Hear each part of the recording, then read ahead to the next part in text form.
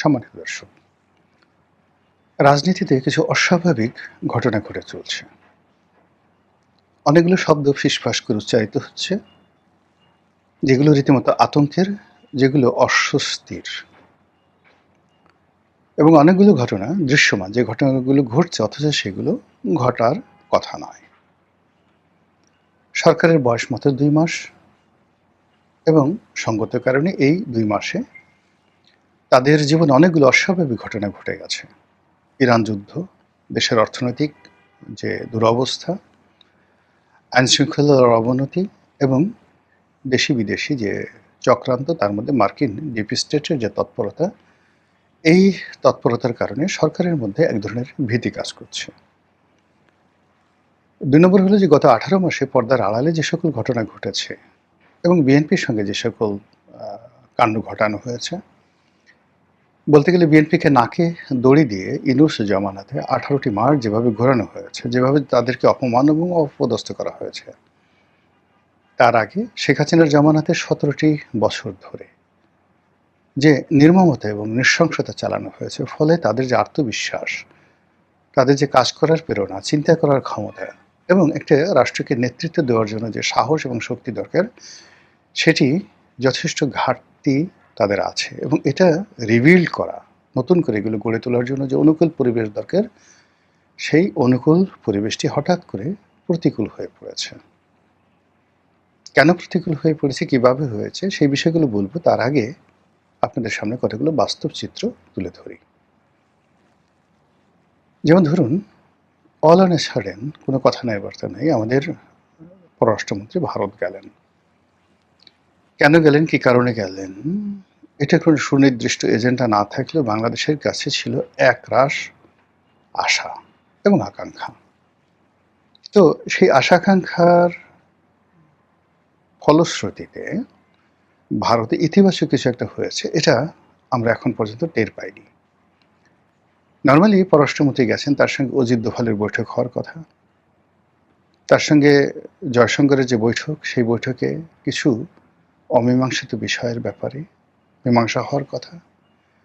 এমনকি যদি ভারত সরকারের উদারতা থাকতো, তাহলে সেক্ষেত্রে তিনি একটি সৌজন্য সাক্ষাৎ হলেও নরেন্দ্র মোদীর সঙ্গে দেখা করতে পারতেন, অমিত শাহের সঙ্গে দেখা হতো, তারপর এমনকি রাষ্ট্রপতির সঙ্গে তার দেখা হতে পারত।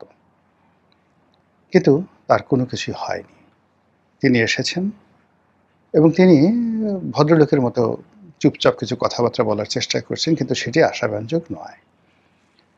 তিনি এখন জাতিসংঘের সাধারণ পরিষদের সভাপতি হবেন, যেটি এরশাদ জামানাতে একসময় হুমায়ুন রশিদ চৌধুরী হয়েছিলেন।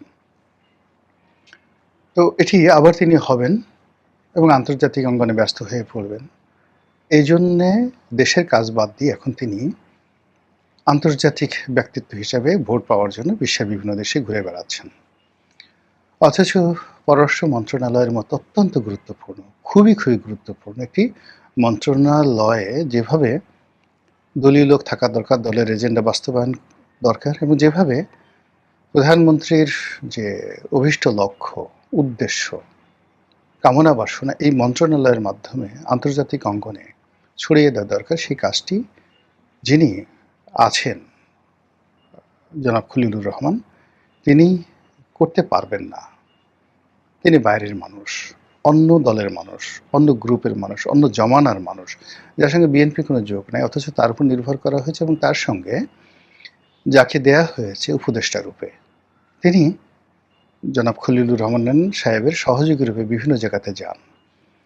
তার আচার আচরণ, কথাবার্তা, চালচলন দেখে একটা শিশুও মনে করবে না যে তিনি জনাব খলিলের উপর প্রভাব বিস্তার করার ক্ষমতা রাখেন। আর পররাষ্ট্র বিষয়ে তার যে ধীশক্তি, এটি আছে বলে আমার কাছে ব্যক্তিগতভাবে মনে হচ্ছে না। তিনি জাস্ট দেখছেন, শুনছেন, শিখছেন এবং ক্ষেত্র বিশেষে প্রোটোকল মেনটেন করছেন, দ্যাটস অল। তো এই জিনিসগুলো আমরা দেখতে পাচ্ছি। আচ্ছা, এর ফলে কি হচ্ছে, পররাষ্ট্র বিষয়গুলো নিয়ে ফিসফাস হচ্ছে। খলিলুর রহমান কি আমেরিকার লোক, ডিপ স্টেটের লোক, ডক্টর ইউনূসের লোক, নাকি ভারতের লোক? নাকি বিএনপির লোক, এগুলো নিয়ে কিন্তু প্রচণ্ড ফিসফাস হচ্ছে। এবার আসুন স্বরাষ্ট্র মন্ত্রণালয় নিয়ে। এখানে বিএনপির সবচেয়ে চৌকস, সবচেয়ে যোগ্য, সবচেয়ে ত্যাগী এবং ডক্টর নয় ডক্টর মোহাম্মদ ইউনূসের সাথে যিনি তারেক রহমান সাহেবের প্রতিবিম্ব হয়ে কাজ করেছেন, সেই জনাব সালাউদ্দিন, যাকে বলা হয় ডিফ্যাক্টো প্রধানমন্ত্রী, যাকে বলা হয় তারেক রহমান সাহেবের বিশ্বস্ত ভ্যানগার্ড, যাকে মনে করা হয় পরবর্তী দলের মহাসচিব, ইত্যাদি আরও অনেক কিছু, সেই সালাউদ্দিন আহমেদ। তাকে নিয়ে কিন্তু ফিসফাস কম হচ্ছে না, বরং খলিলুর রহমান সাহেবের চেয়ে বেশি, এবং তিনি এখন সারা বাংলাদেশের হিংসার পাত্র, ঈর্ষার পাত্র। কেন তারেক রহমান সাহেব তাকে এত ভালোবাসেন, কেন তার হাতে সব কিছু ছেড়ে দিয়েছেন, কেন তিনি তারেক রহমান সাহেবের এত প্রিয় পাত্র হয়ে উঠলেন, কিভাবে হলেন, উদ্দেশ্য কি, এগুলো নিয়ে বহু ফিসফাস। তার যারা শত্রু, তারা কেউ তাকে সালাউদ্দিন বলছেন, কেউ তাকে শিলং সালাউদ্দিন বলছেন, কেউ তাকে যাকে বলা হয় এস আলমের প্রতিনিধি বলার চেষ্টা করছেন, এবং তাকে ছোট করার জন্য তার প্রতিপক্ষ, তার শত্রু যারা আছে, এমন কোনো কর্ম নাই যেগুলো প্রকাশ্যে এবং গোপনে করছেন না। ফলে এই মানুষটি তার সমস্ত যোগ্যতা, অভিজ্ঞতা, সততা কিংবা অন্য যে সকল গুণাবলী রয়েছে, সবগুলোকে তিনি রীতিমতো একেবারে পটেটো, মানে যাকে বলা হয় চিপস, আলু ভাজি করে ফেলেছেন, অথবা আলু ভর্তা বানিয়ে ফেলেছেন। তার মুখে হাসি নেই। তার যে ইমেজ, এটিকে এনলাইটেন করার জন্য একটা ফেসবুক পেজে তাকে জাস্ট অভিনয় করানো হয়েছে। তিনি একবার পাঞ্জাবি পরেছেন, সমুদ্রের তীরে হাসছেন, তারপরে নেপথ্যে গান বাজছে, তিনি হাত নাড়ছেন, পিছন থেকে যে লাইট অ্যান্ড সাউন্ড আসছে, দেখে মনে হয় যে তিনি দেবদূত। কিন্তু প্রতিপক্ষ, বিশেষ করে জামাত শিবিরের যারা লোকজন আছে, তারা তাকে নিয়ে যে সকল কুৎসা রটনা করছে, সেটার পরিমাণটা বেশি হচ্ছে, ফুসফাস হচ্ছে, এবং যে সকল ফুসফাস হচ্ছে সেটা সরকারের জন্য, তার জন্য, তারেক রহমান সাহেবের জন্য ভালো কোনো খবর না। মানুষ প্রশ্ন করছে, ফিসফাস করছে যে সেনাবাহিনী কেন এখনো ব্যারাকে ফিরে এলো না, সেনাবাহিনী আর কতদিন থাকবে, এই সরকারের উপরে জেনারেল ওয়াকারের ক্ষমতা কতটুকু আছে, ক্যান্টনমেন্টের ক্ষমতা কতটুকু আছে। যেহেতু এগুলো স্পর্শকাতর বিষয়, এগুলো নিয়ে কিন্তু ফিসফাস হচ্ছে। আপনি সেই ফিসফাস বন্ধ করতে পারবেন না। ফিসফাস হচ্ছে জনাব তারেক রহমান সাহেবের কিচেন ক্যাবিনেটে কারা কারা আছেন, কারা তার সিদ্ধান্ত গ্রহণে সবচেয়ে গুরুত্বপূর্ণ ভূমিকা পালন করেন। তিনি কি সব সিদ্ধান্ত নিজে নেন, নাকি কেউ তাকে প্রভাবিত করে? তিনি যে বক্তব্যগুলো দেন, সেগুলো কে লিখে দেয়? তিনি যে ইতিমধ্যে পাবলিকলি অনেকগুলো ভুলভাল করেছেন, সেটার জন্য কি তিনি অনুতপ্ত, বা তিনি কি নিজেই ভুলগুলো করেছেন, নাকি তাকে দ্বারা এই ভুলগুলো করানো হয়েছে? এগুলোর ব্যাপারে তিনি কি সচেতন, ইত্যাদি ইত্যাদি নানা রকম প্রশ্ন। আর তিনি যেভাবে অনাড়ম্বর জীবনযাপন করছেন, এটি কি দীর্ঘমেয়াদে চলবে? তিনি যে মানুষের সাথে সহজ সরল স্বাভাবিক হওয়ার চেষ্টা করছেন, এটি কি অন্তর থেকে, নাকি এটি তার অভিনয়?